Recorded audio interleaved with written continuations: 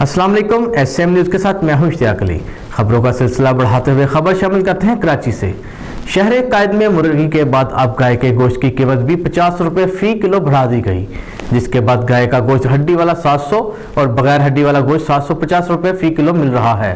इसी हवाले से मजीद तफसीलात जानते हैं ब्यूरो चीफ जुल्फकार अली से। जी जुल्फकार, बताइएगा क्या तफसीलात है आपके पास?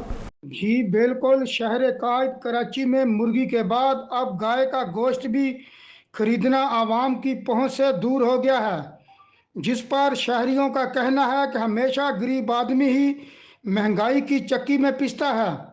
दूसरी जानब दुकानदारों का कहना है कि गाय के गोश्त की कीमत में इजाफा ईद कुर्बान की खरीदारी के सबब भी हुआ है, जबकि सार्फिन का कहना है कि हर चीज़ की कीमत को आग लग गई है। पहले मुर्गी और अब गाय के गोश्त की कीमत बढ़ा दी गई है।